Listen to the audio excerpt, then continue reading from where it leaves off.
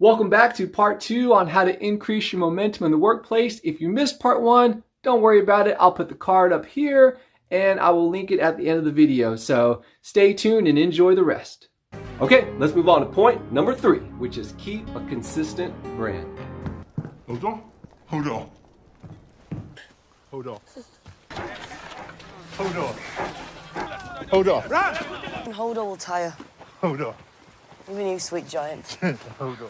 That's right, Hodor. I'm telling you, for every single season, when you were on screen, when you were on film, everybody that watched that show knew exactly what to expect from you because you were consistent, right? After you have measured your motivation pulse and you've drummed up energy and enthusiasm, it's now time to translate that into consistency because that is what helps you increase your momentum and dynamics in the workplace is you are consistent at all times. People know what to expect from you. And the more you do that, the more that people know where you're coming from, they can identify with you, they can identify from you, and that when you're saying things, they know that you're legit and authentic and things are actually going to happen. So, be consistent.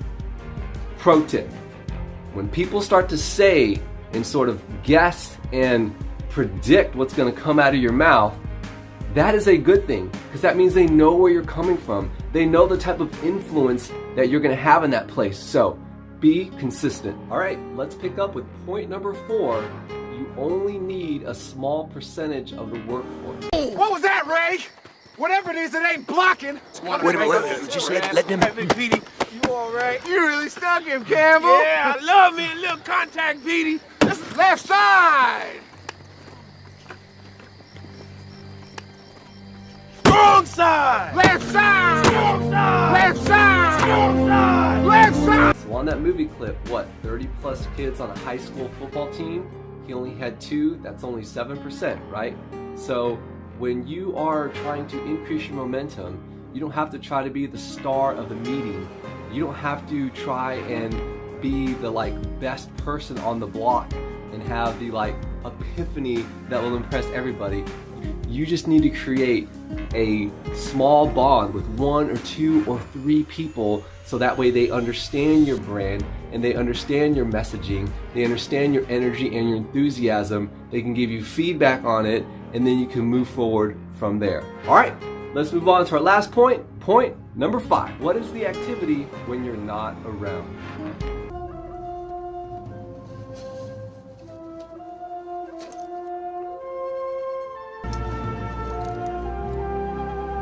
You have bled with Wallace.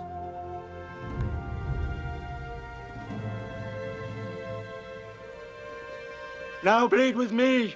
So if you're familiar with that movie, basically Wallace is dead. Wallace actually, or the king at the end actually betrayed Wallace, but even after all of that and all that war, you can see his momentum has still influenced the activity that has continued when he's not around.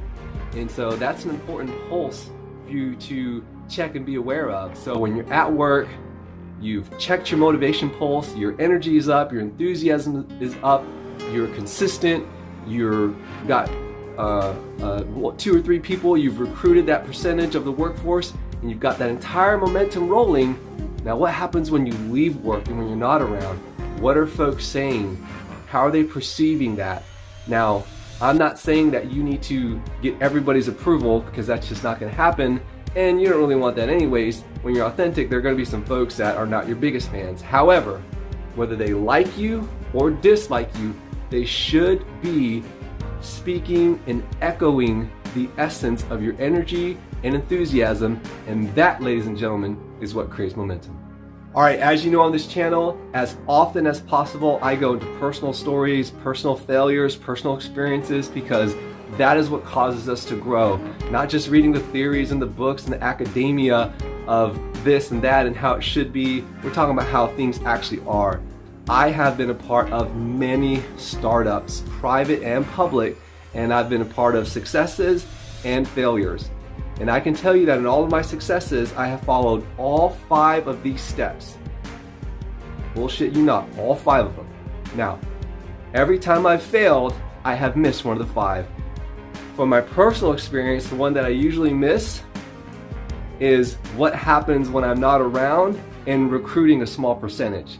So basically in those situations, I've come in with energy, I've come in with enthusiasm, was pretty consistent in things that I was saying, but I never really moved to an intimate place with just a few folks to really grab my message to help sort of solidify it with the rest of the workforce.